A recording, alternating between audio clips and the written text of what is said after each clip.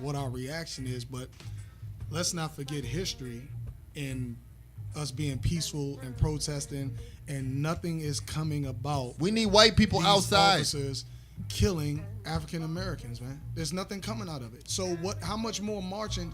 It's crazy. We was marching 50, 60 years ago, and we're still marching today for justice and equality. Come on, man. I know. I mean, it's just really a sad day, and especially as a mother, of a son who could potentially continue to deal with this on a day-to-day basis moving forward, and having a black president and thinking things were going to get better.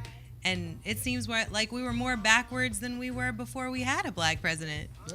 I heard an interesting dialogue today, and they were making reference to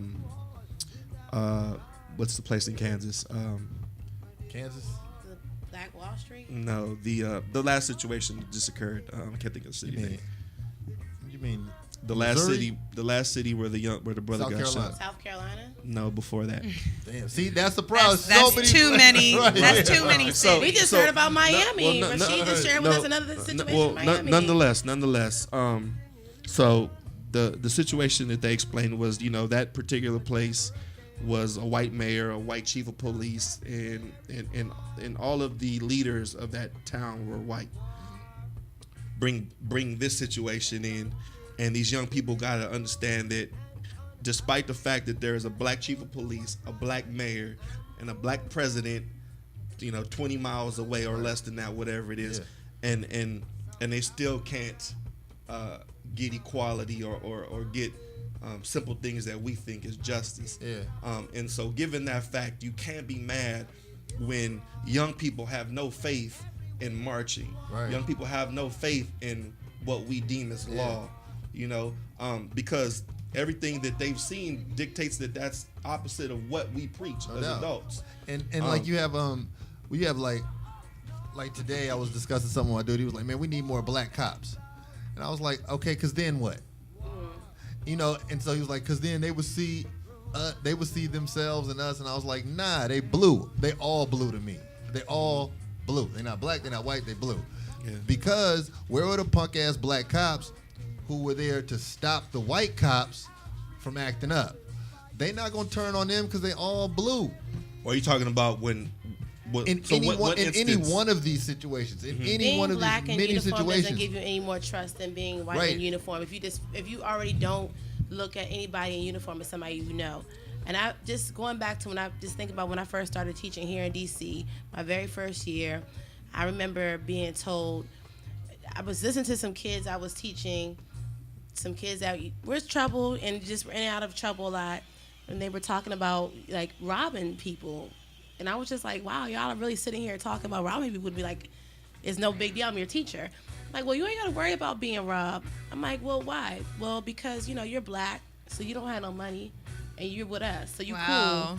And you're not the police, because we might just rob the police just because, we just don't like the police. And that's something that's not just a normal thing. And we have a caller calling in. All right. Caller, are you there? Hello, caller. Talk to us.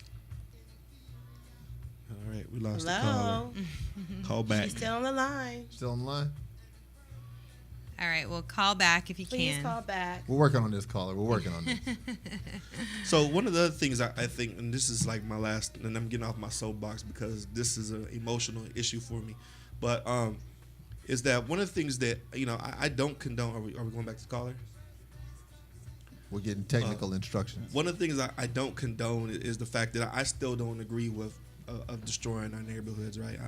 I can't buy into it. Even if we own or if we don't own, the fact because we I gotta agree go with you, back to Blue that, Magic. That's right? why it's a tough situation. But on top of that is that our young people have so much anger that is misguided and misled, and particularly in this situation, like in Baltimore, where our young people are undereducated. Because they're not receiving a quality education in Baltimore public schools. They don't have access to recreational services. There's all these limitations of their ability to socialize and develop, right? Yeah. So what they know is tear shit up. Yeah. Like what the belief is that if no one gives a shit about me, then I don't give a shit about nothing And that's else. exactly how people who feel ignored feel, whether they're white or black or whatever. Right. That's what happens. You start to break stuff, and that's what's popping. Right. But let me tell you this. So today my boy went to Baltimore, and Professor Griff was out in Baltimore from Public Enemy. Right, right. Like, you know, back in the 80s, he was rocking with the organized S1Ws. Right, right. Like, they really had like a formation and all that together.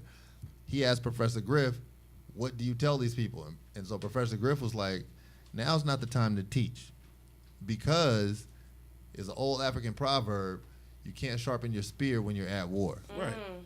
So it's our responsibility, like he was saying, as the ones who are more knowledgeable, to work with these people and walk with everybody through their walk. Right. Because then when something happens, everybody is prepared and knows how to handle stuff. But you can't get in the